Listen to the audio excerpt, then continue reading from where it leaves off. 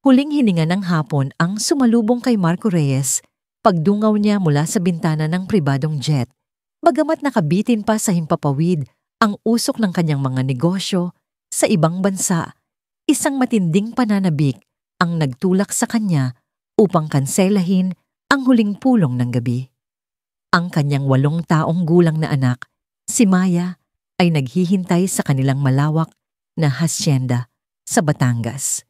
Isang sorpresa ang kanyang hatid, isang pagtatangka-napunan ang oras na nawala dahil sa kanyang laging pagkawala na sa ngayon ay tila napakalaking pagkakamali. Ang kwentong ito ay nilikha ni Inday Andrea. Huwag kopyahin o gamitin muli ang audio o kwentong ito upang matiyak ang karapatang ari. Ngunit pagpasok niya sa malaking arko ng hasyenda, isang nakakapanindig balahibong katahimikan ang bumati sa kanya. Wala ang humuhuning simoy ng hangin na karaniwang naglalaro sa mga puno ng mangga. Walang masiglang tawanan ni Maya na karaniwan ay sumasalubong sa kanya at walang abalang tunog mula sa mga kasambahay. Ang ilang bagong mukha na dumaan ay nagulantang sa kanyang biglaang pagdating at agad na nagpakita ng pagkalito at pag-iwas. Si Catalina, ang kanyang asawa, ay wala. Ang pagtigil niya sa sala ay tila isang pagtigil ng oras, habang ang bawat segundo ay nagpapadama ng isang kakaibang pangamba na unti-unting lumalamon sa kanyang pagkatao. Tinungo niya ang bawat sulok ng bahay, ang bawat silid na karaniwang puno ng laro at tawanan ni Maya.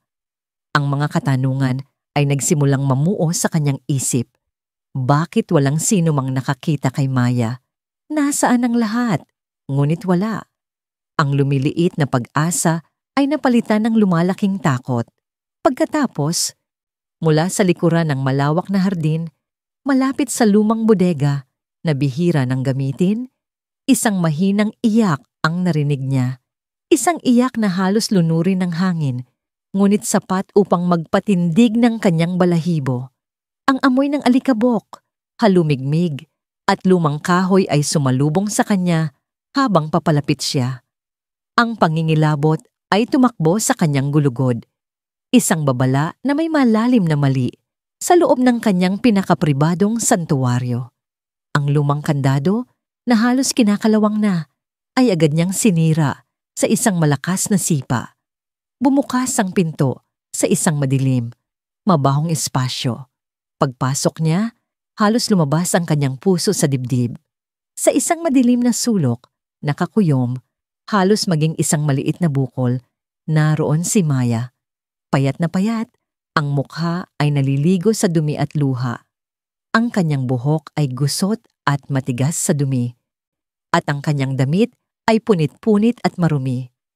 Ang mga buto ng kanyang balikat ay tila lumalabas sa ilalim ng kanyang manipis na balat. Ang kanyang mga mata ay may malalim na eye bags at sa kanyang munting kamay, nakahawak siya sa isang lumang biskwit na may puting amag. Isang biskwit na tila naging tanging pag-asa niya. Ngunit ang pinakamasakit ay ang tingin ni Maya. Isang tingin na puno ng takot, kawalan ng lakas, at walang pagkilala.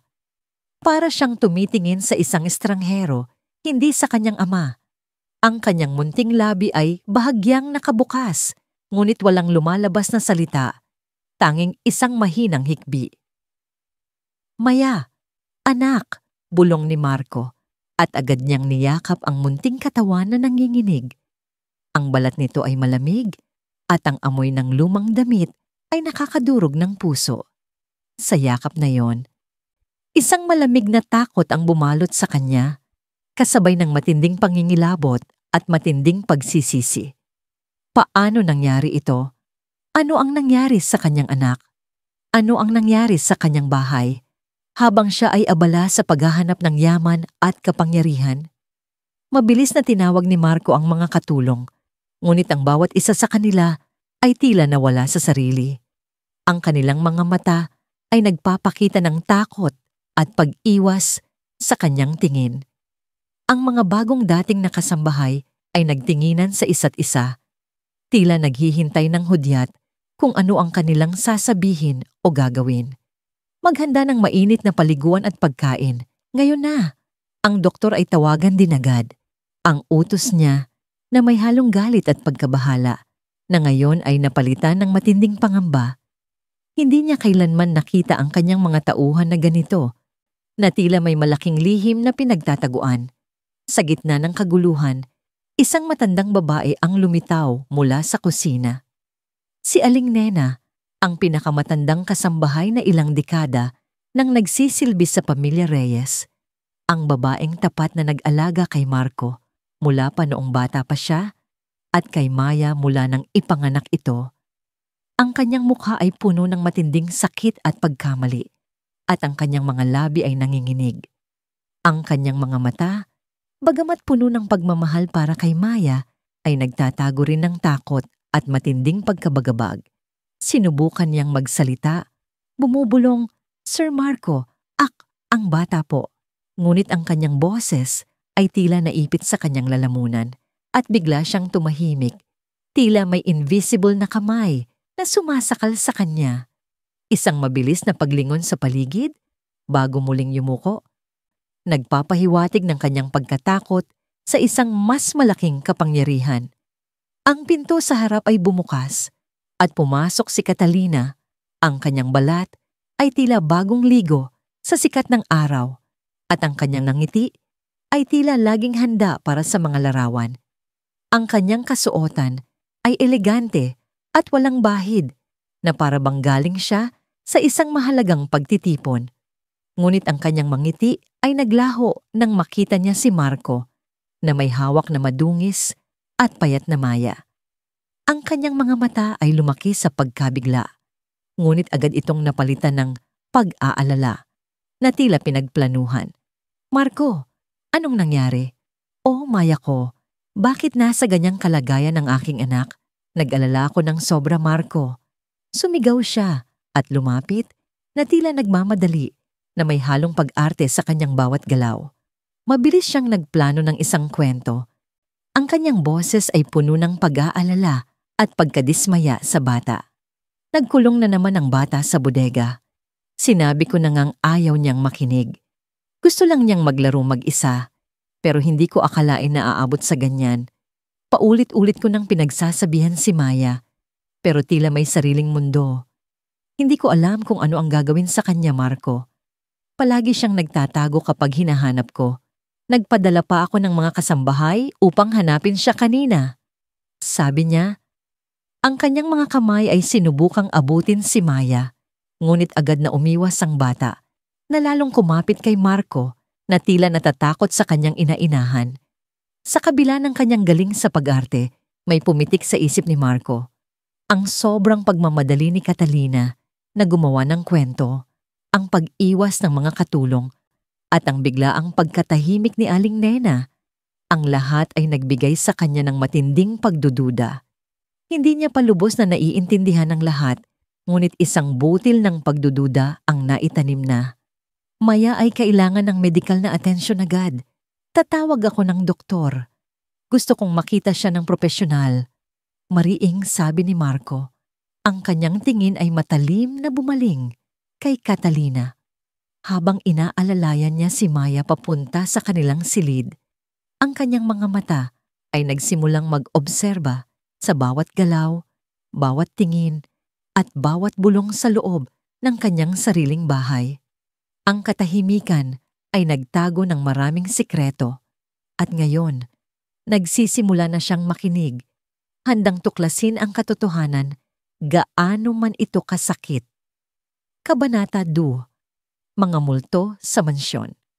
Ang mga sumunod na araw ay tila mga anino lamang na bumabalot sa malawak na hasyenda ng Reyes.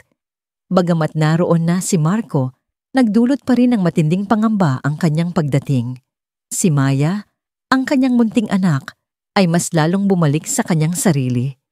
Ang mga mata niyang dating puno ng sigla ay ngayon ay nananatiling nakayuko, iniiwasan ng sino mang lumalapit. Ang takot na nagpatighaw sa kanya sa loob ng bodega ay hindi nawala. Sa halip, tila ito ay lumalim, nag-ugat sa bawat sulok ng kanyang pagkatao. Ayaw na niyang magsalita, halos hindi na bumubulong, at laging umiiwas kay Catalina. Ang maliliit niyang kamay ay laging nakakuyom, tila handa sa anumang pagbabanta. Kahit pa ang presensya ni Marco ay hindi agad nakapagpagaan sa kanyang loob. Sa tuwing susubukan siyang kausapin ni Marco, lalo lang siyang napupuspos ng takot at mas lalo siyang kumakapit sa kanyang teddy bear na tanging katuwang sa kanyang mundo. Ang mga bangungot ay naging pangkaraniwan. Sa gabi, naririnig ni Marco ang mahihinang hikbi mula sa silid ni Maya na sinusundan ng mga pahabol na sigaw na, "Wag po, wag niyo po akong ikulong."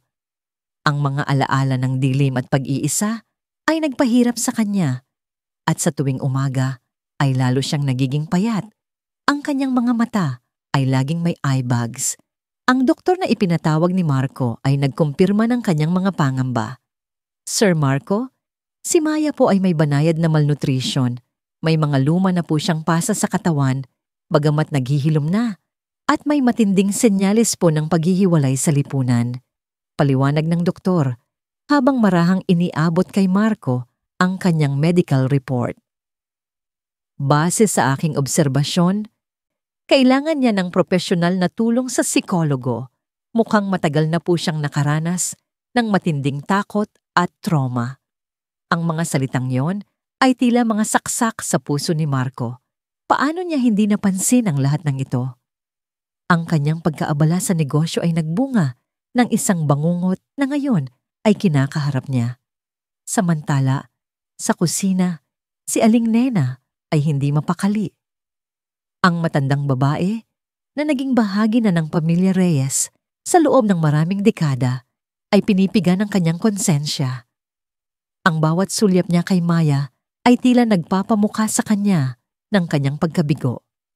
Kung sana ay mas maaga siyang kumilos. Kung sana ay mas malakas siya laban kay Catalina.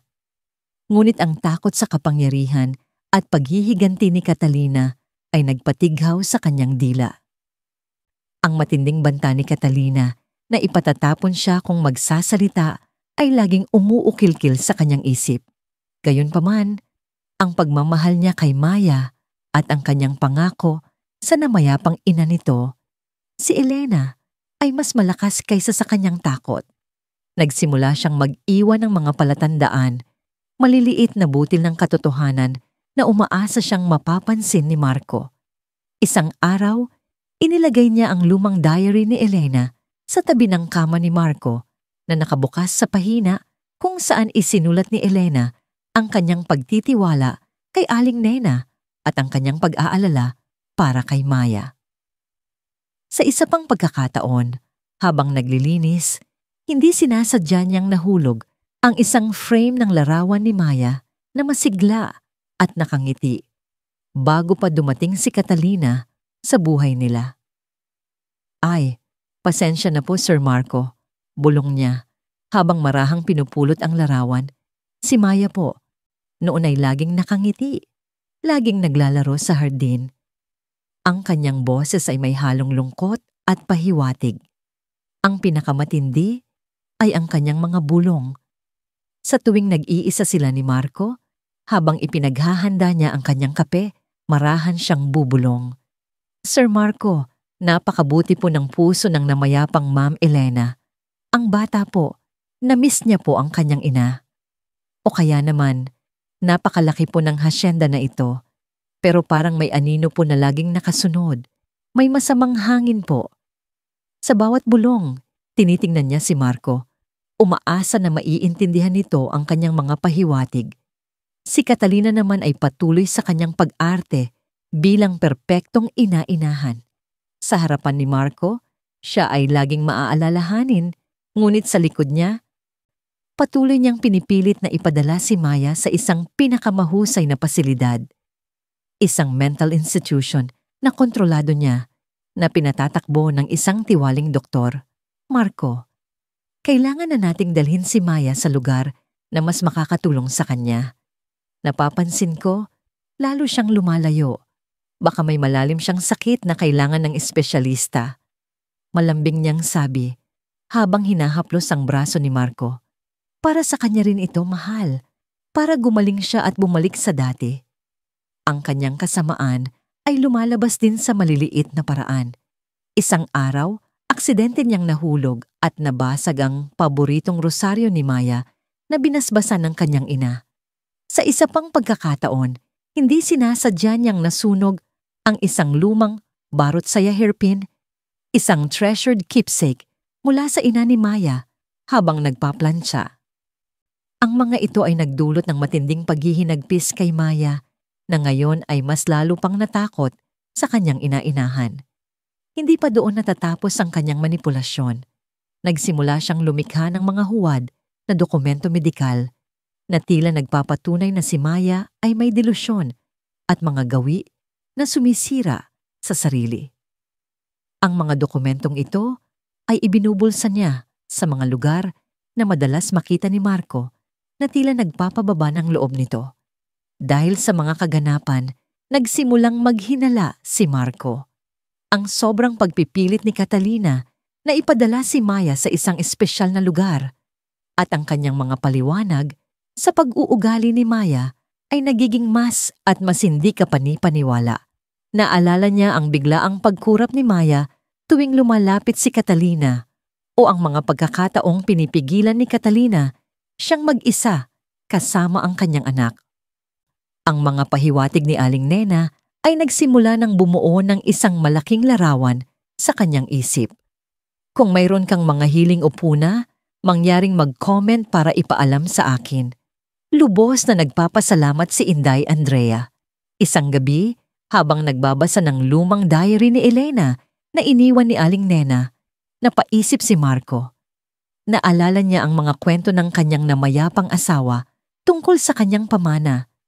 Marahan niyang sinimulang saliksikin ang mga papeles ng mana ni Maya mula sa kanyang ina. Sa pamamagitan ng kanyang abogado, natuklasan niya ang isang nakakagulat na probisyon. Si Maya ay makakatanggap ng buong mana kapag siya ay umabot sa edad na 18. Gayunpaman, ang karapatan sa pangangalaga, guardianship, ay otomatikong ililipat sa ibang tao kung mapapatunayan na siya ay may kapansanan sa pag-iisip o wala sa katinoan. Ang pagtuklas na ito ay tila isang malakas na suntok sa kanyang dibdib. Ang lahat ay tila konektado. Ang pagmamanipula ni Catalina, ang kanyang pagpipilit na ipadala si Maya sa mental institution, ang mga huwad na dokumento. Nagsimula ng maging malinaw ang lahat. Ang pag-iisa at takot ni Maya, ang paghihirap ni Aling Nena, at ang unti-unting pagkakabit ng mga piraso ng puzzle ni Marco. Ang lahat ay nagbigay babala ng isang malalim na kasamaan sa loob ng kanyang sariling tahanan. Hindi na ito simpleng problema ng bata, kundi isang masalimuot na web ng kasinungalingan at kasakiman. Ang kanyang mga mata ay nanliit sa galit at matinding pagsisisi. Kailangan niyang kumilos. Ngayon na. Kabanata 3. Mangloy Jandoy. Kung gusto mong makinig sa mga kwentong nilikha ni Inday Andrea, mag-comment lang po. Ang dilim ng mga gabi ay hindi na nagtatago ng mga lihim sa hasyenda ng Reyes. Habang lalong lumalalim ang pagdududa ni Marco, lalo namang sumisidhi ang kasamaan ni Catalina. Walang pinalampas na pagkakataon ang ginang na ito upang maisakatuparan ng kanyang masamang balak. Nakipagsabwatan siya kay Dr. Alonzo, isang doktor sa psikolohiya na nagtatago ng kanyang kasakiman sa likod ng malinis na uniforme. Sa bawat reseta at ulat, unti-unting nilikha ni Dr. Alonzo ang isang huwad na profile medikal para kay Maya na nagpapahiwatig na ang bata ay may severe depression na may paranoid tendencies o kaya schizophrenia, mga salitang nakakapanindig balahibo na ginagamit upang balutin ang katotohanan. Isang araw, inayos ni Catalina ang isang pagtatasa sa bahay na parang isang sirkong itinatago ang totoong intensyon. Dumating si Dr. Alonzo na may dalang malalaking libro at nakangiting mukha. Ngunit ang kanyang mga mata ay tila nangangako ng kalokohan. Sinubukan niyang patunayan ang kawalan ng katatagan ni Maya sa pamamagitan ng paggawa ng mga patibong na tanong at sitwasyon. Maya, nakakarinig ka ba ng mga boses na sinasabi sa iyong gumawa ng masama? O may nakikita ka bang mga bagay na hindi nakikita ng iba?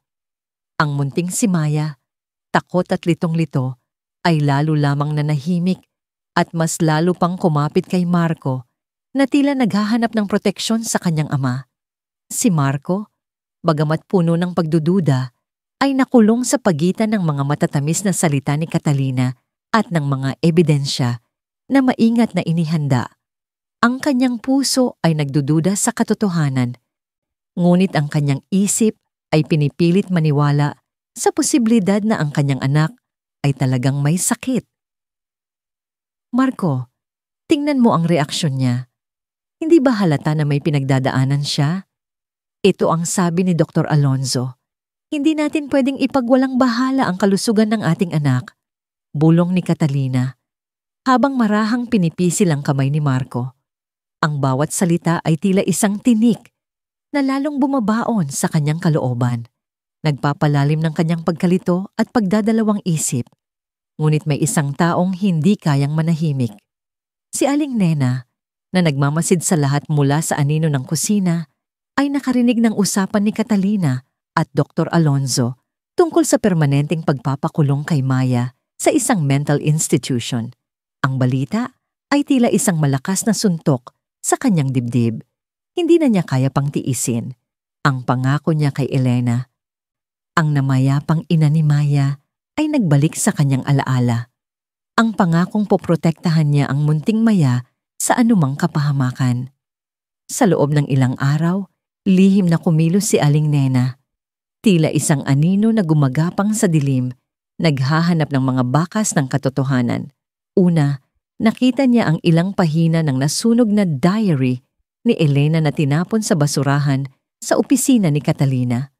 Ang mga pahina ay naglalaman ng mga salita ni Elena tungkol sa kanyang pagtitiwala kay Aling Nena at ang kanyang matinding pag-aalala para sa kanyang anak na si Maya. Ang matanda ay maingat na pinulot ang mga ito, iningatan na parang ginto. Pagkatapos, habang naglilinis sa silid ni Catalina, nakita niya ang isang sobre na may nakasulat na pangalan ni Maya. Sa loob, isang koleksyon ng mga huwad na resibo at transaksyon ang nakita niya. Mga ebidensya ng paggamit ni Catalina sa pera ni Maya para sa kanyang personal na luho na tila ginagawang panggastos para sa bata. Ang mga ito ay lihim niyang kinopya. Ang kanyang mga kamay ay nanginginig sa takot, ngunit lalo pang pinatibay ng kanyang determinasyon. Ngunit ang pinakamatindi ay ang natuklasan niya sa ilalim ng unan ni Catalina. Isang balangkas ng dokumento para sa permanenteng pagpapakulong kay Maya sa mental institution na may lagda ni Dr. Alonzo.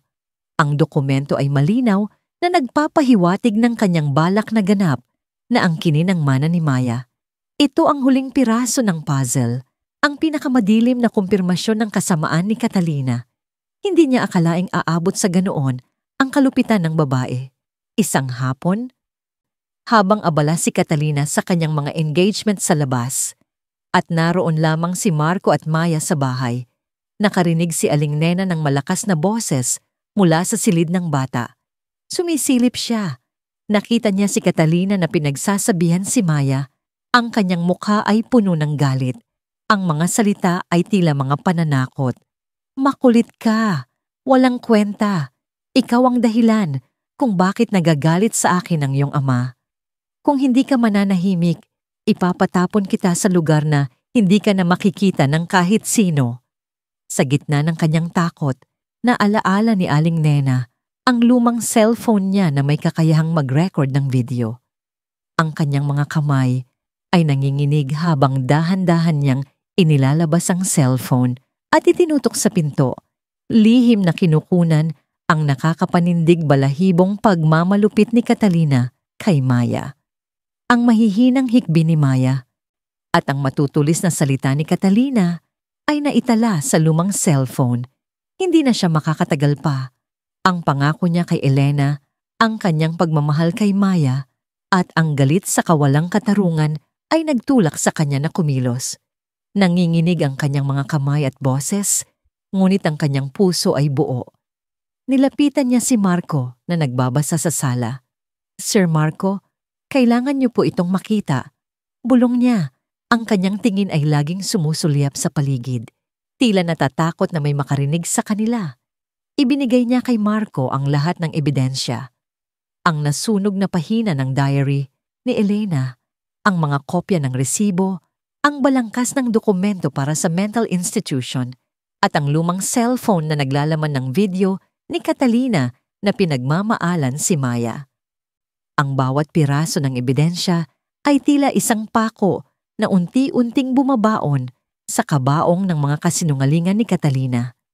Si Marco, na nakikita ang nanginginig na kamay ni Aling Nena at ang matinding takot sa kanyang mga mata, ay agad na nag-alala.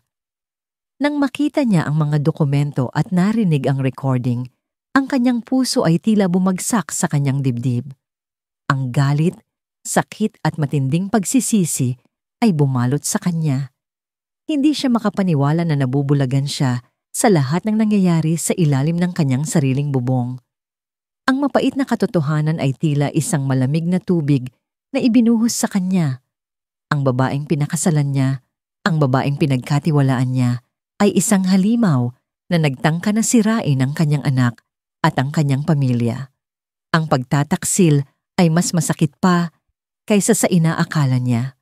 Ang pagmamahal ni Aling Nena at ang matinding sakripisyo nito ay naglantad ng isang kasamaan na hindi niya kailanman inakala.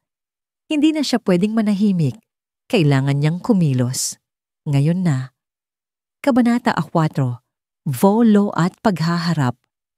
Ang mga ebidensyang ibinigay ni Aling Nena ay tila nagpagiba sa buong mundo ni Marco. Ang nasunog na pahina ng diary ni Elena na naglalaman ng mga huling pahiwatig ng pagmamahal at pangamba ng kanyang namayapang asawa para kay Maya ay tila mga huling salita mula sa libingan. Ang mga kopya ng resibo na nagpapatunay sa paglustay ni Catalina sa mana ni Maya at ang balangkas ng dokumento para sa mental institution ay nagpahiwatig ng kasakiman na walang hangganan. Ngunit ang nagwasak sa kanyang kaluluwa ay ang lumang cellphone, ang video ni Catalina na pinagmamaalan ng kanyang anak. Ang bawat salita ay tila latigo. Ang bawat hikbi ni Maya ay tila tunog ng kanyang sariling puso na nabibiyak. Ang kanyang mga kamay ay nanginginig. Habang pinagmamasdan niya ang maliit na screen, ang kanyang dibdib ay sumisikip sa halo-halong sakit, galit, at matinding pagsisisi. Paano? Paano ko nagawang maging bulag ng ganito? Bulong niya sa sarili, ang kanyang boses ay nanginginig. Ang kanyang pagkaabala sa negosyo, ang kanyang pananabik sa kayamanan, ang kanyang pagtitiwala sa maling tao, lahat ay nagbunga ng isang bangungot. Si Maya, ang kanyang dugo at laman, ang munting ilaw ng kanyang buhay, ay nagdusa sa ilalim ng kanyang sariling bubong habang siya ay abala sa pagbuo ng isang imperyo na ngayon ay tila walang saysay. Ang sarili niyang bahay ay naging kulungan para sa kanyang anak at siya ang nagbigay daan dito. Hindi na siya nag-aksaya pa ng oras. Agad niyang binalingan si Aling Nena. Ang kanyang mga mata ay puno ng pasasalamat at paghingi ng tawad. Aling Nena, salamat. Maraming salamat. Ang kanyang sabi, halos lumuha. Kailangan nating ilayo si Maya sa lalong madaling panahon. Mabilis silang kumilos. Sa tulong ni Aling Nena, inihanda ni Marco ang mga kailangan. Lihim niyang tinawagan ang kanyang pinagkakatiwalaang driver at ang kanyang kapatid sa probinsya ng Laguna na may isang maliit na bahay na malayo sa syudad at sa anumang ingay. Ang bahay na ito ay matagal nang bakante, isang payapang lugar na perpekto para pagtaguan. Sa gitna ng gabi, habang mahimbing na natutulog si Catalina at ang iba pang kasambahay ay abala sa kanilang trabaho, marahang binuhat ni Marco ang mahimbing na natutulog na si Maya. Ang munting katawan nito ay tila mas lalo pang gumaan sa kanyang bisig na nagdulot ng panibagong saksak sa kanyang puso. Nasa likod nila si Aling Nena, dala ang maliit na bag ng mga damit ni Maya at ang kanyang treasured teddy bear. Ang paglalakbay patungo sa Laguna ay tahimik. Ang tanging tunog ay ang paghinga ni Maya sa kanyang kandungan. at ang humahalong pag-iisip ni Marco. Sa bawat kilometro na kanilang tinatakbay, nararamdaman niya ang unti-unting paglaya mula sa nakakapanindig balahibong aura ng hasyenda. Nang makarating sila sa maliit na bahay, sinalubong sila ng kapatid ni Marco na handang magbigay ng anumang tulong. Sa ligtas na lugar na yon, sa wakas ay nakaramdam si Marco ng bahagyang kapanatagan. Ngunit ang pinakamalaking laban ay nagsisimula pa lamang. Kinabukasan ng umaga, bumalik si Marco sa hasyenda. Ang dating maringgal na pinto ay tila nagtatago ng madilim na lihim. Ang mga marmol na sahig ay tila nagpapalaki sa kanyang bawat hakbang. Ang bawat dekorasyon ay tila nagpapahiwatig ng kanyang dating kamangmangan. Ang kanyang puso ay puno ng galit na ngayon ay pinatigas ng lamig ng determinasyon. Hindi na siya ang bulag na asawa na madaling mapaniwalaan ng matatamis na salita ni Catalina. Siya ay isang amang nasaktan na handang gawin ang lahat para sa kanyang anak. Nadatnan niya si Catalina sa sala, abala sa pag-aayos ng mga bulaklak, tila walang alam sa anumang nangyari. Ang kanyang ngiti ay perpekto, ang kanyang damit ay walang bahid. "Marco, akala ko ay may overnight ka sa negosyo," sabi niya, puno ng kanyang karaniwang lambing. "Nasaan si Maya? Hindi ko siya nakita sa umaga." Sana ay hindi na naman siya nagtago sa bodega. Ang kanyang boses ay puno pa rin ng pag-arte. Ang kanyang mga mata ay naghahanap ng kumpirmasyon sa kanya. "Maya ay wala na." Malamig na tugon ni Marco. Ang kanyang mga mata ay matalim na nakatingin sa kanyang asawa. Ang ngiti ni Catalina ay unti-unting naglaho, napalitan ng bahagyang pagkabahala. "Anong ibig mong sabihin, Marco? Nasaan siya? Kung nakipagtulungan ka sa akin at dinala siya sa institusyon, hindi sana ito nangyari." "Tama na, Catalina." Putol ni Marco, ang kanyang boses ay tila yelo. Wala na si Maya sa hasyenda na ito at hinding-hindi na siya babalik sa ilalim ng bubong mo. Bahagyang nagulat si Catalina, ngunit agad na nagbalik ang kanyang pagiging matikas. "Marco, ano bang pinagsasabi mo? Nagkakamali ka. Dapat mong ikonsidera ang kanyang kondisyon." "Ang kanyang kondisyon o ang iyong kondisyon?" Biglang tanong ni Marco. Ang kanyang boses ay lalong lumalamig.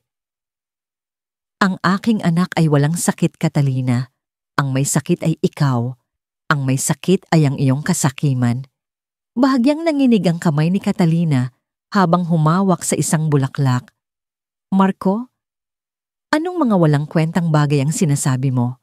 Ito ba ang resulta ng iyong pagdududa sa akin? Ginagawa ko lang ang lahat para sa ating pamilya." "Para sa ating pamilya? O para sa iyong sarili?" Humakbang si Marco palapit. Ang bawat hakbang ay tila nagpapalabas ng kanyang galit. "Alam ko na ang lahat, Catalina. Ang lahat ng iyong ginawa." Mula sa kanyang bulsa, inilabas niya ang mga nasunog na pahina ng diary ni Elena. "Nakalimutan mo na ba ang kaibigan kong si Aling Nena, Catalina?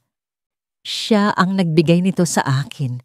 Ang huling salita ng aking pinakamamahal na asawa na nagpapaalala sa akin ng kanyang pagtitiwala sa kanya at ang kanyang pag-aalala para kay Maya." Nang makita ni Catalina ang mga pahina, bahagya siyang namutla, ngunit mabilis niyang itinago ang kanyang reaksyon. "Iyan ba ang ebidensya mo? Ang isang lumang diary?" "Marco, malayo na ang iyong pag-iisip. Pinaglalaruan ka lang ng matandang yon." Hindi na nagpatumpik-tumpik pa si Marco. Inilabas niya ang mga kopya ng huwad na resibo. "At ito ba ay pagpaplalaruan din, Catalina? Ang paggamit mo sa mana ni Maya, ang kanyang pera, para sa iyong personal na luho? Ito ba ang iyong pagmamahal bilang isang ina?" Ang mukha ni Catalina ay lalong namutla, ngunit ang kanyang mga mata ay nanatiling matalim. "Mga pekeng dokumento. Inilalagay mo lang ako sa kapahamakan, Marco. Ito ang gawain ni Aling Nena, ang matandang inggitera na yon." "O, peke rin ba ito?" Inilabas ni Marco ang balangkas ng dokumento para sa mental institution kasama ang lagda ni Dr. Alonzo. Isang balangkas ng dokumento upang permanenteng ipakulong si Maya, upang ikaw ay ganap na angkinin ng kanyang mana. Ito ba ay imbento rin? Doon, bahagyang nanginig ang mga labi ni Catalina. Isang malamig na pawis ang nagsimulang lumabas sa kanyang noo. Ngunit ang kanyang pride ay mas malakas pa. May doktor akong kaibigan, Marco. Maraming paraan upang makakuha ng pera. Hindi mo ako maaring sisisihin.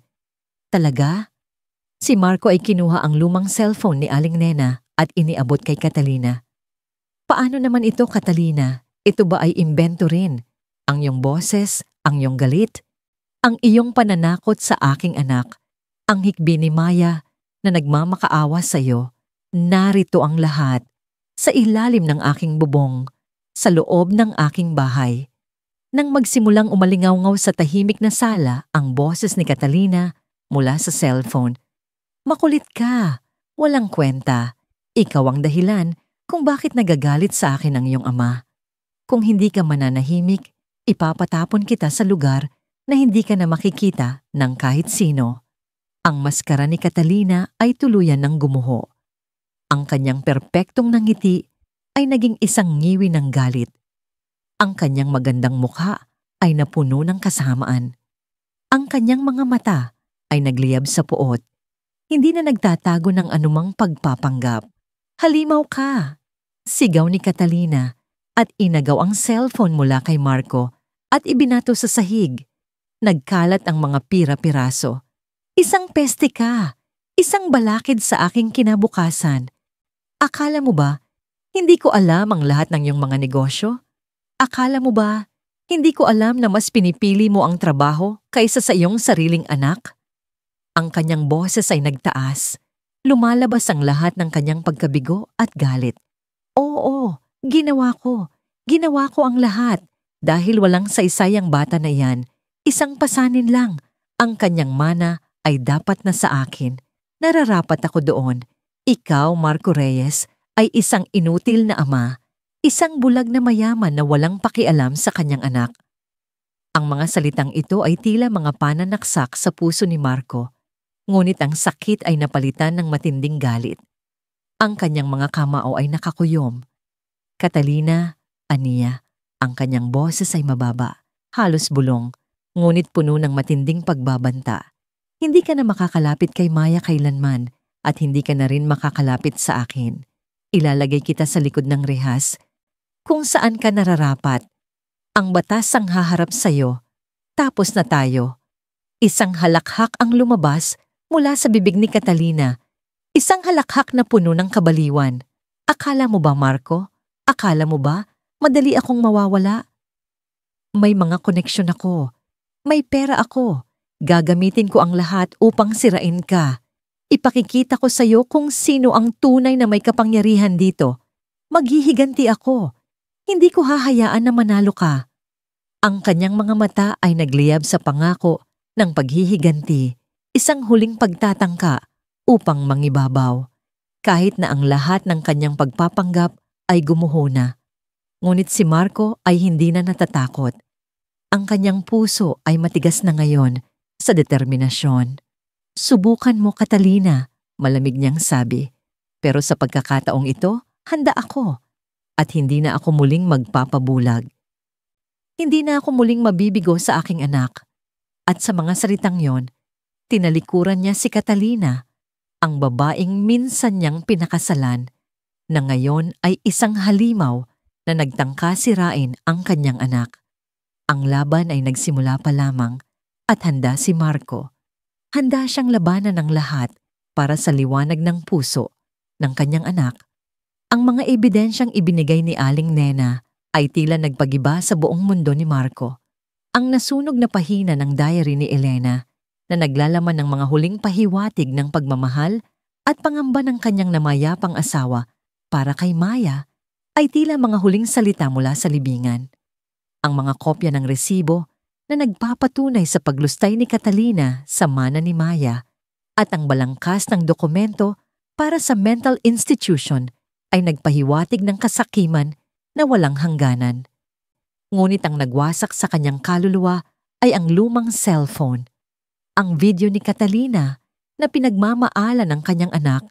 Ang bawat salita ay tila latigo. Ang bawat hikbi ni Maya ay tila tunog ng kanyang sariling puso na nabibiyak. Ang kanyang mga kamay ay nanginginig habang pinagmamasdan niya ang maliit na screen. Ang kanyang dibdib ay sumisikip sa halo-halong sakit, galit at matinding pagsisisi. Paano ko nagawang maging bulag ng ganito? Bulong niya sa sarili. Ang kanyang boses ay nanginginig. Ang kanyang pagkaabala sa negosyo, ang kanyang pananabik sa kayamanan, ang kanyang pagtitiwala sa maling tao. Lahat ay nagbunga ng isang bangungot. Si Maya, ang kanyang dugo at laman, ang munting ilaw ng kanyang buhay, ay nagdusa sa ilalim ng kanyang sariling bubong. Habang siya ay abala sa pagbuo ng isang imperyo na ngayon ay tila walang saysay. Ang sarili niyang bahay ay naging kulungan para sa kanyang anak at siya ang nagbigay daan dito. Hindi na siya nag-aksaya pa ng oras. Agad niyang binalingan si Aling Nena. Ang kanyang mga mata ay puno ng pasasalamat at paghingi ng tawad. Aling Nena, salamat. Maraming salamat. Ang kanyang sabi, halos lumuha. Kailangan nating ilayo si Maya sa lalong madaling panahon. Mabilis silang kumilos.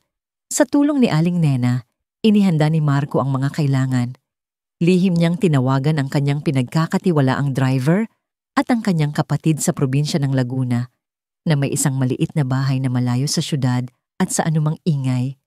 Ang bahay na ito ay matagal nang bakante, isang payapang lugar na perpekto para pagtaguan.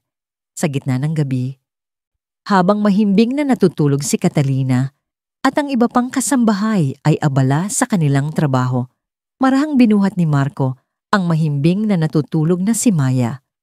Ang munting katawan nito ay tila mas lalo pang gumaan sa kanyang bisig na nagdulot ng panibagong saksak sa kanyang puso. Nasa likod nila si Aling Nena, dala ang maliit na bag ng mga damit ni Maya at ang kanyang treasured teddy bear. Ang paglalakbay patungo sa Laguna ay tahimik. Ang tanging tunog ay ang paghinga ni Maya sa kanyang kandungan at ang humahalong pag-iisip ni Marco. Sa bawat kilometro na kanilang tinatakbay, nararamdaman niya ang unti-unting paglaya mula sa nakakapanindig balahibong aura ng hasyenda. Nang makarating sila sa maliit na bahay, sinalubong sila ng kapatid ni Marco na handang magbigay ng anumang tulong. Sa ligtas na lugar na yon, sa wakas ay nakaramdam si Marco ng bahagyang kapanatagan, ngunit ang pinakamalaking laban ay nagsisimula pa lamang. Kinabukasan ng umaga, bumalik si Marco sa hasyenda. Ang dating maringal na pinto ay tila nagtatago ng madilim na lihim. Ang mga marmol na sahig ay tila nagpapalaki sa kanyang bawat hakbang. Ang bawat dekorasyon ay tila nagpapahiwatig ng kanyang dating kamangmangan.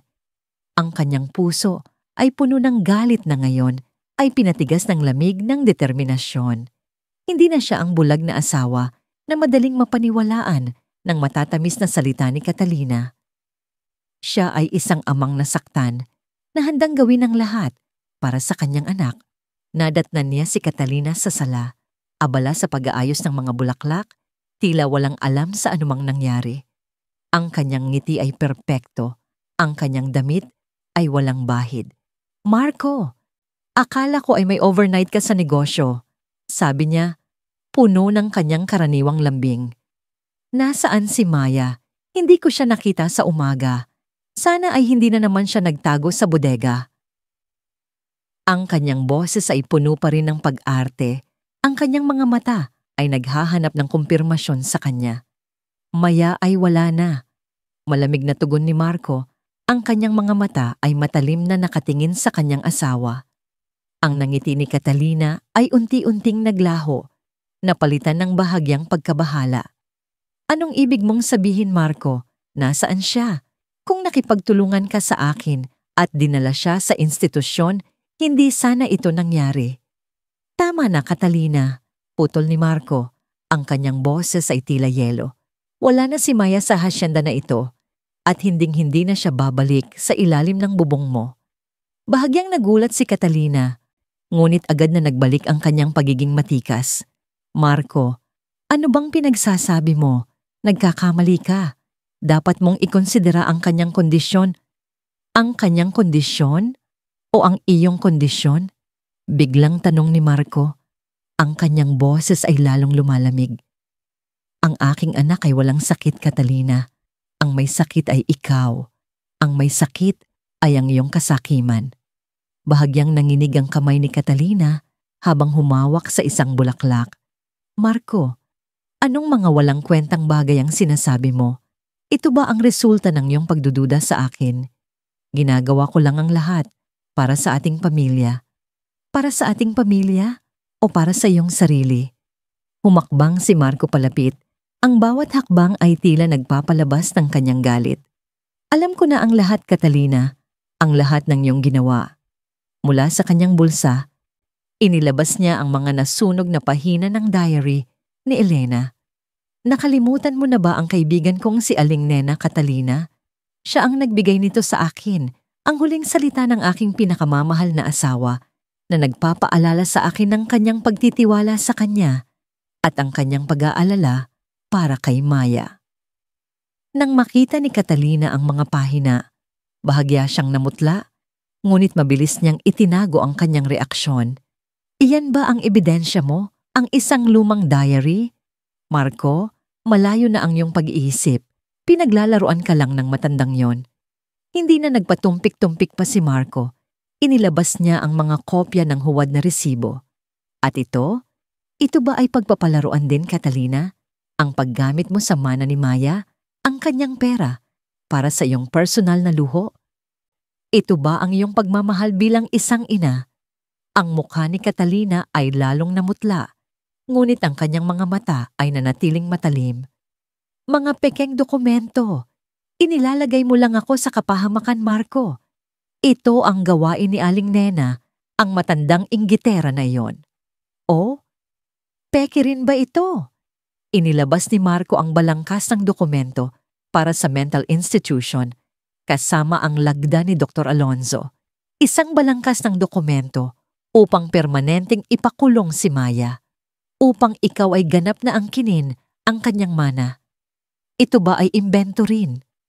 Doon, bahagyang nanginig ang mga labi ni Catalina. Isang malamig na pawis ang nagsimulang lumabas sa kanyang noo. Ngunit ang kanyang pride ay mas malakas pa. May doktor akong kaibigan, Marco. Maraming paraan upang makakuha ng pera. Hindi mo ako maaring sisisihin. Talaga? Si Marco ay kinuha ang lumang cellphone na ni Aling Nena at iniabot kay Catalina. Paano naman ito, Catalina? Ito ba ay imbento rin? Ang iyong boses, ang iyong galit, ang iyong pananakot sa aking anak. Ang hikbi ni Maya na nagmamakaawa sa iyo, narito ang lahat, sa ilalim ng aking bubong, sa loob ng aking bahay. Nang magsimulang umalingaw-ngaw sa tahimik na sala, ang boses ni Catalina mula sa cellphone. Makulit ka, walang kwenta. Ikaw ang dahilan kung bakit nagagalit sa akin ang iyong ama. Kung hindi ka mananahimik, ipapatapon kita sa lugar na hindi ka na makikita ng kahit sino. Ang maskara ni Catalina ay tuluyan ng gumuho. Ang kanyang perpektong ngiti ay naging isang ngiwi ng galit. Ang kanyang magandang mukha ay napuno ng kasamaan. Ang kanyang mga mata ay nagliyab sa puot. Hindi na nagtatago ng anumang pagpapanggap. Halimaw ka! Sigaw ni Catalina at inagaw ang cellphone mula kay Marco at ibinato sa sahig. Nagkalat ang mga pira-piraso. Isang peste ka! Isang balakid sa aking kinabukasan. Akala mo ba, hindi ko alam ang lahat ng iyong mga negosyo? Akala mo ba, hindi ko alam na mas pinipili mo ang trabaho kaysa sa iyong sariling anak? Ang kanyang boses ay nagtaas. Lumalabas ang lahat ng kanyang pagkabigo at galit. Oo, ginawa ko ang lahat. Dahil walang saysayang bata na yan. Isang pasanin lang, ang kanyang mana ay dapat na sa akin. Nararapat ako doon. Ikaw, Marco Reyes, ay isang inutil na ama. Isang bulag na mayaman na walang pakialam sa kanyang anak. Ang mga salitang ito ay tila mga pananaksak sa puso ni Marco. Ngunit ang sakit ay napalitan ng matinding galit. Ang kanyang mga kamao ay nakakuyom. "Catalina!" aniya. Ang kanyang boses ay mababa, halos bulong, ngunit puno ng matinding pagbabanta. "Hindi ka na makakalapit kay Maya kailanman at hindi ka na rin makakalapit sa akin. Ilalagay kita sa likod ng rehas kung saan ka nararapat. Ang batas ang haharap sa iyo, tapos na tayo." Isang halakhak ang lumabas mula sa bibig ni Catalina. Isang halakhak na puno ng kabaliwan. "Akala mo ba, Marco? Akala mo ba madali akong mawawala? May mga koneksyon ako. May pera ako. Gagamitin ko ang lahat upang sirain ka. Ipakikita ko sa iyo kung sino ang tunay na may kapangyarihan dito. Maghihiganti ako. Hindi ko hahayaan na manalo ka." Ang kanyang mga mata ay nagliyab sa pangako ng paghihiganti, isang huling pagtatangka upang mangibabaw, kahit na ang lahat ng kanyang pagpapanggap ay gumuho na. Ngunit si Marco ay hindi na natatakot. Ang kanyang puso ay matigas na ngayon sa determinasyon. "Subukan mo, Catalina," malamig niyang sabi. "Pero sa pagkakataong ito, handa ako. At hindi na ako muling magpapabulag. Hindi na ako muling mabibigo sa aking anak." At sa mga salitang iyon, tinalikuran niya si Catalina, ang babaeng minsan niyang pinakasalan, na ngayon ay isang halimaw na nagtangka sirain ang kanyang anak. Ang laban ay nagsimula pa lamang at handa si Marco. Handa siyang labanan ng lahat para sa liwanag ng puso ng kanyang anak. Kabanata 5. Ang laban sa batas. Ang paghaharap kay Catalina ay tila isang malalim na sugat na bumubukal sa puso ni Marco, ngunit ito rin ang nagpatigas sa kanyang loob. Wala ng pagdududa, wala ng pag-aatubili. Ang tanging layunin niya ngayon ay ang katarungan para kay Maya at ang kapayapaan para sa kanyang pamilya. Hindi niya kayang gawing mag-isa ito. Kailangan niya ng pinakamahusay na tulong. Dali-dali siyang lumapit kay Atertinong Rafael Villanueva, isang pangalan na kilala sa mga bulwagan ng hustisya sa Pilipinas. Si Atty. Villanueva ay hindi lamang isang abogado. Siya ay isang bayani sa mga kasong may kinalaman sa karahasan sa mga bata at pamilya, na may record ng tagumpay at isang reputasyon para sa kanyang matalas na isip at hindi natitinag na integridad. Ang kanyang opisina, bagamat moderno, ay may aura ng solemnidad, tila isang santuwaryo para sa mga naghahanap ng katarungan. "Atty. Villanueva, kailangan ko po ang inyong tulong," diretsong sabi ni Marco. Inilalatag ang lahat ng ebidensya, ang mga pahina ng diary, ang mga resibo, ang balangkas ng dokumento at ang video mula sa cellphone ni Aling Nena. Habang inilalahad ni Marco ang bawat detalye, nanlalamig ang mukha ng abogado. Ang kanyang mga mata ay naniningkit sa pagkabigla at pagkadismaya. "Mr. Reyes, ito ay isang napakalalim at nakakapanindig balahibong kaso," tugon ni Atty. Villanueva. Ang kanyang boses ay seryoso. "Hindi lamang ito kaso ng child abuse, kundi attempted institutionalization na may layuning nakawin ng mana. Gagawin natin ang lahat para sa katarungan ni Maya."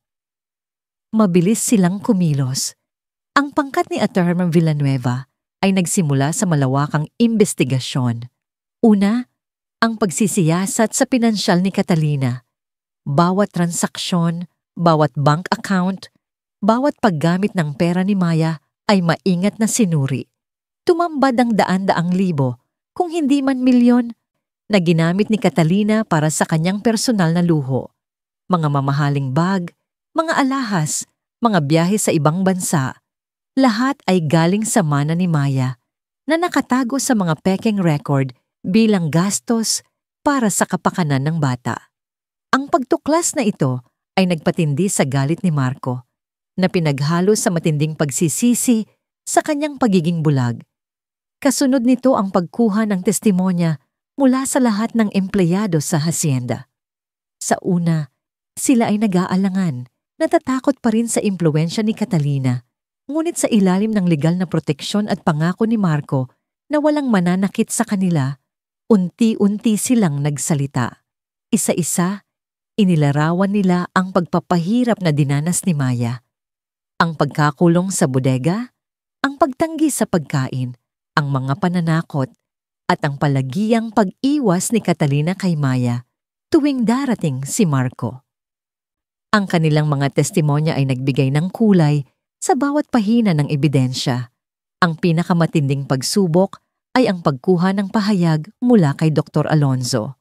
Sa una, mariin niyang tinanggihan ang anumang kaalaman o kinalaman. Iginiit na profesional lamang siya. Ngunit sa ilalim ng matinding presyon mula kay Attorney Sharon Villanueva na nagbanta ng pagpaparevoke ng kanyang lisensya at kasong kriminal, unti-unti siyang bumigay. Sa huli, inamin niya ang kanyang pakikipagsabwatan kay Catalina, ang paggawa ng mga pekeng medical records at ang pagtatangka na gawing bali-bali si Maya. Ang kanyang pag-amin ay isang malaking tagumpay para sa kaso ni Marco. Ang pinakamahalaga, si Maya ay dinala sa isang independent team ng mga psikologo at psychiatrist na walang koneksyon kay Catalina o sa anumang interes. Sa loob ng maraming araw, maingat nilang sinuri si Maya. Ang resulta ay malinaw at nakakapanatag ng puso ni Marco. Walang anumang mental illness. Si Maya. Wala siyang schizophrenia, wala ring delusional disorder. Ang tanging problema niya ay severe emotional trauma at post-traumatic stress na dulot ng matinding pang-aabuso at pagkakulong. Ang balitang ito ay tila isang malalim na hininga ng kaluwagan para kay Marco, kasabay ng panibagong agos ng pagsisisi at pangako na hinding-hindi na niya hahayaang mangyari pa ang ganito. Ngunit hindi basta-basta susuko si Catalina. Tulad ng isang sugatang leon, lalo siyang naging mapanganib. Kumuha siya ng isang kilalang abogado, si Atatiar Ramirez, na kilala sa kanyang agresibong taktika at koneksyon sa media. Nagsimula siyang maglunsad ng smear campaign sa mga tabloid at social media na naglalayong sirain ang reputasyon ni Marco bilang isang ama at isang negosyante. Pininturahan niya si Marco bilang isang negligent father na abala sa negosyo, si Aling Nena bilang isang disgruntled old servant na may inggit, at si Maya bilang isang troubled child na gumagawa lamang ng fantasies. Ang bawat balita ay tila lason na unti-unting kumalat na nagdulot ng matinding sakit kay Marco. Sinubukan din niyang suhulan ang mga nakasaksi, lalo na ang mga dating katulong, upang bawiin ang kanilang testimonya. Ngunit dahil sa determinasyon ni Marco at ng kanyang legal team at sa pangako ng proteksyon, hindi nagtagumpay ang kanyang mga balak. Ginamit din niya ang kanyang mga koneksyon sa gobyerno at mga matataas na personalidad upang piliting ipagpaliban ang kaso o makakuha ng pabor sa korte. Ang laban ay hindi lamang sa loob ng korte, kundi pati na rin sa labas nito. At dumating ang araw ng paglilitis. Ang bulwagan ng korte ay siksikan, puno ng mga mamamahayag, mga taga-suporta ni Marco at mga usisero. Ang kaso ng Reyes vs. Reyes ay naging headline sa buong bansa. Ang bawat sandali ay puno ng tensyon. Bawat salita ay tila may bigat. Unang sumalang sa testigo ang mga kasambahay na may halong takot ngunit determinasyon. Ang kanilang mga testimonya, bagamat payak, ay nagpinta ng isang malinaw na larawan ng pagmamalupit sa loob ng hasyenda.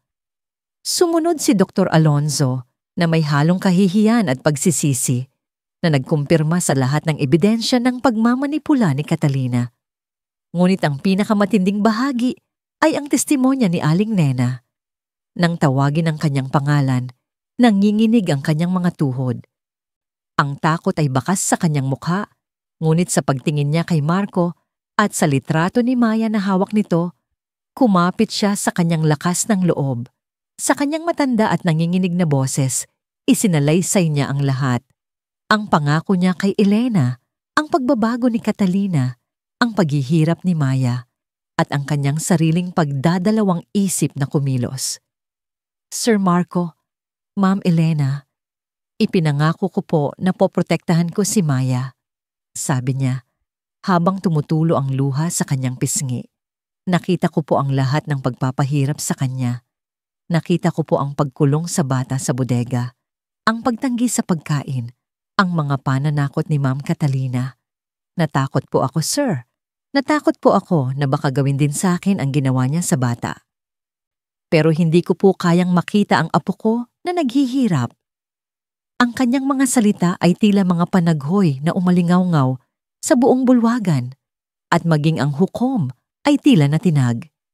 Maraming nakinig ang napaiyak, at ang mga mamamahayag ay mabilis na nagtatala ng bawat salita. Pagkatapos ng testimonya ni Aling Nena, iprinesenta ni Atorciang Villanueva ang lahat ng ebidensya. Ang mga peking medical records, ang detalyadong financial audit na nagpapakita ng paglustay ni Catalina sa mana ni Maya, at ang pinakamalaking ebidensya, ang video mula sa cellphone ni Aling Nena. Nang ipakita ang video, ang tahimik na bulwagan ay napuno ng bulong-bulungan, at ang mukha ni Catalina ay tuluyan ng namutla. Nagsalita din si Marco. Ang kanyang boses ay puno ng pagsisisi, ngunit may malakas na determinasyon. Inamin niya ang kanyang mga pagkukulang bilang isang ama, ang kanyang pagkaabala, ngunit iginiit niya na handa siyang gawin ang lahat para sa kanyang anak. Ang aking anak ay hindi isang kasangkapan para sa pera o kapangyarihan. Siya ang aking dugo, ang aking laman, ang aking buhay, at gagawin ko ang lahat, maging ang paglalagay ng sarili ko sa panganib para lang mailigtas siya. Sa kabilang banda, ipinagtanggol ni Atorcian Ramirez si Catalina ng buong galing. Sinubukang sirain ang kredibilidad ng bawat saksi, at sinubukan niyang ipaliwanag na si Catalina ay isang biktima lamang ng hindi pagkakaunawaan at paninira ng loob. Ngunit ang bigat ng mga ebidensya at ang emosyonal na epekto ng testimonya ni Aling Nena ay napakahirap para sa kanya. Si Catalina naman, sa kabila ng kanyang pagpapanggap ng inosensya, ay paminsan-minsan ay nagpapakita ng kanyang tunay na galit sa kanyang mga mata. Isang mabilis na sulyap ng pagkabaliwan na hindi napapansin ng karamihan. Ang laban ay mahaba at nakakapagod, puno ng mga argumento at kontradiksyon. Ngunit sa bawat sandali, si Marco ay nanatiling matatag, hawak ang kamay ng kanyang anak sa tuwing may pagkakataon. Ang pagkakaisa nila, ang pagtatanggol ni Marco kay Maya, at ang hindi matitinag na katapangan ni Aling Nena ay nagbigay ng isang malinaw na mensahe sa lahat. Ang liwanag ng puso ng isang inosenteng bata at ang pagmamahal ng isang ama ay mas malakas kaysa sa anumang kasakiman at kasinungalingan. Tapos na ang paghaharap sa korte, at ngayon, naghihintay na lamang ang lahat sa hatol. Kabanata X, Hatol at Pagtubos. Ang hangin sa loob ng bulwagan ng korte ay tila bumigat. Puno ng pag-asa at pangamba, ang bawat isa ay nakatitig sa hukom, naghihintay ng salitang magpapasya sa kinabukasan ng isang inosenteng bata at ng isang pamilyang winasak ng kasakiman. Ang mga mata ni Marco ay nakapako sa hukom habang mahigpit niyang hawak ang maliliit na kamay ni Maya na nakaupo sa kanyang kandungan. Ang munting katawan nito ay bahagyang nanginginig sa malamig na hanging dala ng air conditioner. Sa kabilang dako, si Catalina ay nanatiling matigas. Ang kanyang mga mata ay naniningkit sa paghamon, tila umaasa na makakalusot pa rin siya. Nagsimulang magsalita ang hukom, ang kanyang boses ay malinaw at matatag. Sa kaso ng People of the Philippines kontra kay Catalina Reyes, matapos ang maingat na pagsusuri sa lahat ng ebidensya at testimonya, ang korte na ito ay nakakita ng sapat na basehan upang patunayan ang pagkakasala ng akusado. Ang bawat salita ay tila bumabagsak na pako sa kabaong ng pagpapanggap ni Catalina. Si Catalina Reyes ay napatunayang nagkasala sa kasong child abuse, fraud, at dangerous conspiracy upang sirain ang kalusugan ng menor de edad na si Maya Reyes at nakawin ang kanyang mana. Isang bulong-bulungan ang umalingaw-ngaw sa bulwagan. Ang maskara ni Catalina ay tuluyan ng gumuho. Ang kanyang mukha ay namutla, ang kanyang mga mata ay lumaki sa pagkabigla, at ang kanyang matinding galit ay tila lumabas mula sa kanyang pinakaloob. Hindi ito totoo. Sigaw niya, sinubukang tumayo, ngunit agad na pinigilan ng kanyang abogado. Ipinagpatuloy ng hukom ang kanyang pagbabasa ng hatol. Dahil sa bigat ng mga krimen, lalo na ang pagtatangka na sadyang saktan ang isang inosenteng bata, ang korte na ito ay nagpasya na ipataw kay Catalina Reyes ang sentensyang reclusion perpetua sa bawat kaso ng child abuse, fraud, at conspiracy na magsisimula ng sabay-sabay. Bukod pa rito, ang lahat ng karapatan sa mana mula kay Maya Reyes ay tuluyan ng babawiin at obligado siyang ibalik ang lahat ng pera at ari-arian na kanyang inabuso. Kasabay nito, ibinaling ng hukom ang kanyang pansin sa tiwaling doktor. Si Dr. Alonso, dahil sa kanyang pakikipagsabwatan at paglabag sa etika ng propesyon, ay pormal na pinawawalan ng kanyang lisensya sa paggawa ng medisina at sasailalim sa kaukulang kasong kriminal. Isang malakas na palakpakan ang umalingaw-ngaw sa bulwagan, sinabayan ng mga hikbi ng kaluwagan. Si Marco ay yumakap ng mahigpit kay Maya, na ngayon ay tahimik na nakakapit sa kanya. Sa wakas, dumating ang hustisya, ngunit ang tagumpay na ito ay hindi nagdala ng kaganapan, kundi isang mas malalim na pakiramdam ng sakit at pagsisisi para kay Marco. Ang sumunod na mga buwan ay tila isang bagyo na humagupit sa pamilya Reyes. Ang iskandalo ay naging laman ng mga pahayagan at balita sa buong bansa. Ang pangalan ni Marco Reyes, na dati simbolo ng kapangyarihan at yaman, ay ngayon ay bahagyang nadungisan ng pagpuna mula sa publiko. Marami ang nagtanong, paano nagawang maging bulag ng isang amang kasing yaman niya sa paghihirap ng kanyang sariling anak?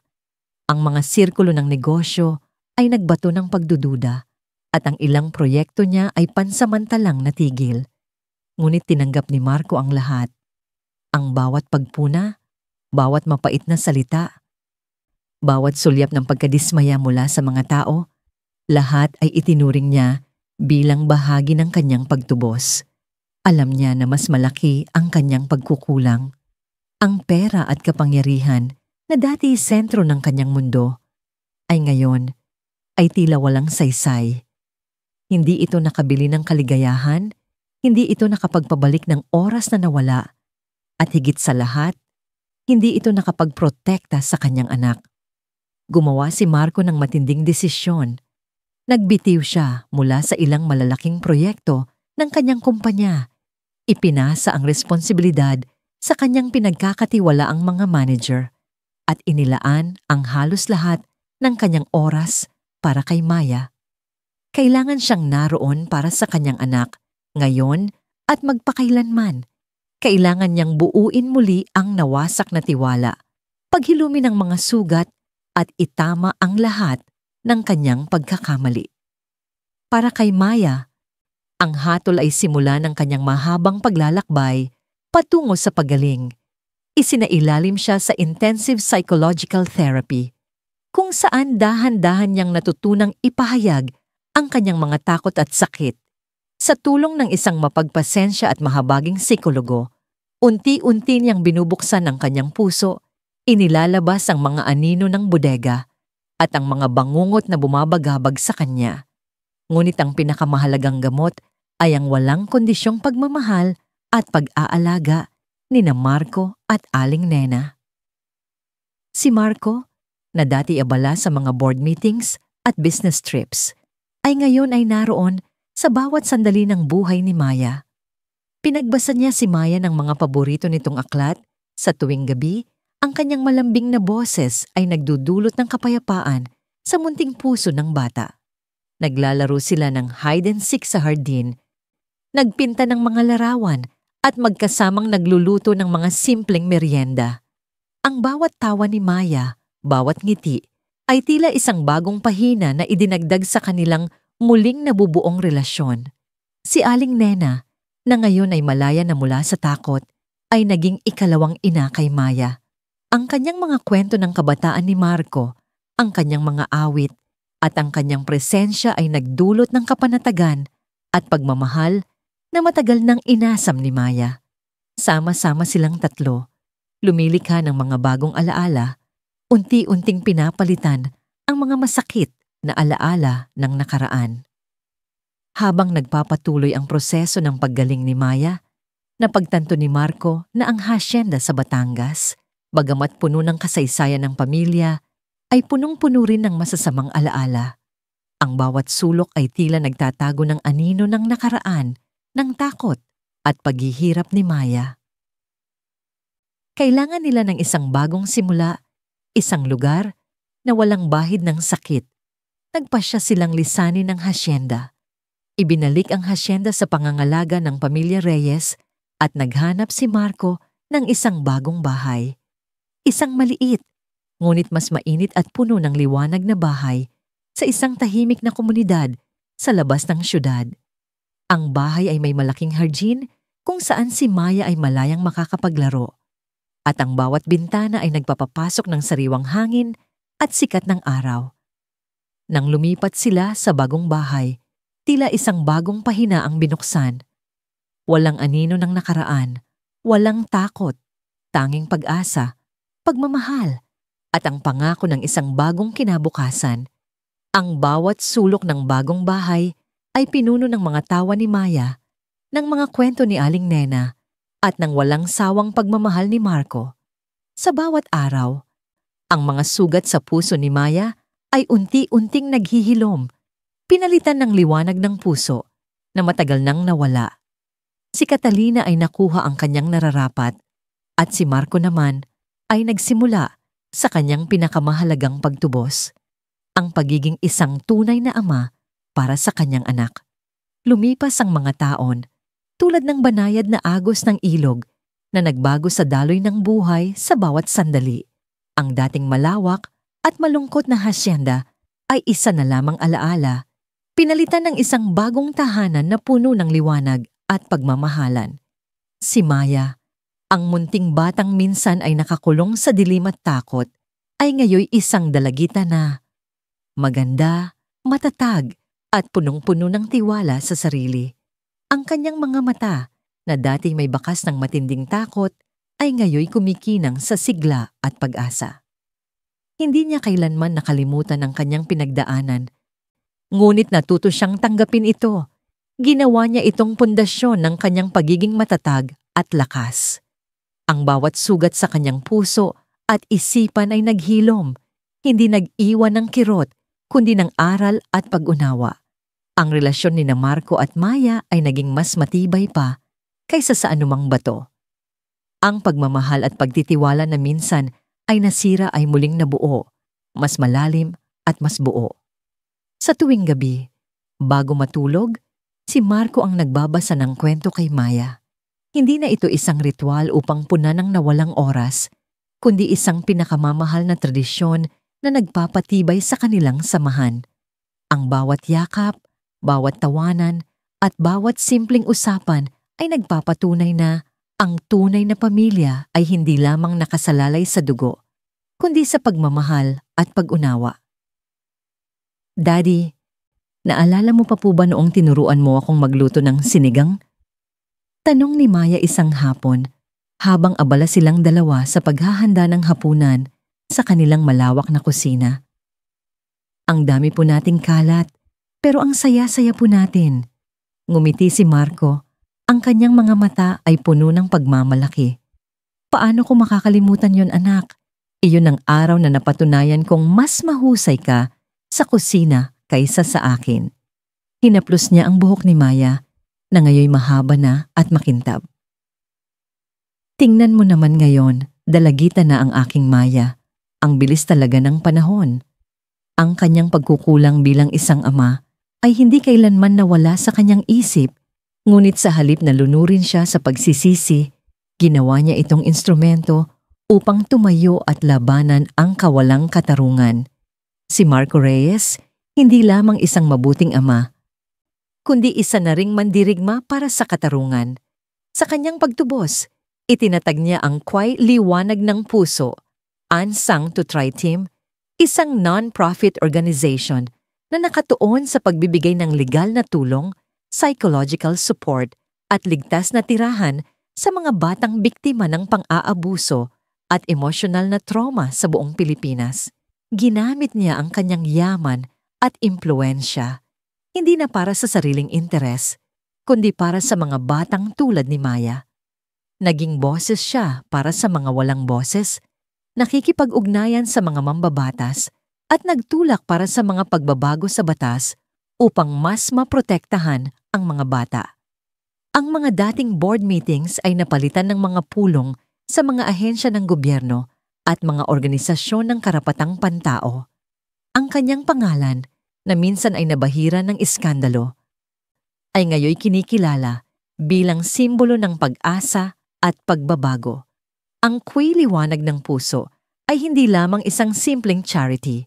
Ito ay naging simbolo ng pagtubos ni Marco ng pag-asa para sa mga bata, ng katatagan laban sa kasamaan, at ng walang hanggang kapangyarihan ng pagmamahal na kayang maghilom ng pinakamalalim na sugat. Ang bawat child-friendly center na itinatayo ng fund, bawat abogado na nagbibigay ng pro bono service, at bawat psikologo na nagbibigay ng therapy ay nagdadala ng liwanag ng puso sa mga batang nakakaranas ng dilim. Si Aling Nena, ang matandang tagapag-alaga na nagkaroon ng malaking papel sa paglantad ng katotohanan, ay namuhay ng payapa at maligaya sa bago nilang tahanan. Itinuturing siya ni Marco at Maya bilang isang tunay na miyembro ng pamilya, hindi lamang isang kasambahay. Ang kanyang mga kwento ng nakaraan, ang kanyang mga awit, at ang kanyang matamis na ngiti ay nagdulot ng init at kaligayahan sa bahay. Madalas siyang bumibisita sa Kway Liwanag ng Puso, kung saan ibinabahagi niya ang kanyang kwento sa mga magulang at tagapag-alaga, nagbibigay ng inspirasyon at pag-asa na sa kabila ng pinakamadilim na karanasan, may pag-asa pa rin para sa paggaling. Huwag kayong mawalan ng pag-asa, ang sabi niya sa isang parenting seminar na inorganisa ng fund. Ang pagmamahal, kahit gaano kaliit, ay mas malakas kaysa sa anumang dilim. Tandaan ninyo, ang bawat bata ay mayroong liwanag ng puso na kailangan nating alagaan at protektahan. Isang dapit hapon, habang papalubog ang araw sa malayo, si Maya at Marco ay magkahawak kamay na nakatingin sa abot tanaw mula sa kanilang balkonahe. Ang hangin ay may dalang sariwang amoy ng lupa at mga bulaklak, at ang langit ay pininturahan ng ginto at kahel. Sa malayo, makikita ang mga gusali ng Kway Liwanag ng Puso, na tila isang tore ng pag-asa, patuloy na nagliliyab, nagbibigay ng liwanag sa buhay ng di mabilang na mga bata. Daddy, salamat po, bulong ni Maya. Ang kanyang ulo ay nakasandal sa balikat ni Marco. Salamat po sa lahat. Niyakap ni Marco ang kanyang anak ng mahigpit. Ako ang dapat magpasalamat, anak. Ikaw ang liwanag ng puso ko. Ikaw ang nagturo sa akin ng tunay na kahulugan ng buhay. Hindi lamang ito ang kwento ng hustisya laban sa kasakiman, kundi isang salaysay ng pagbangon, ng habag, at ng walang hanggang kapangyarihan ng pagmamahal ng isang pamilya.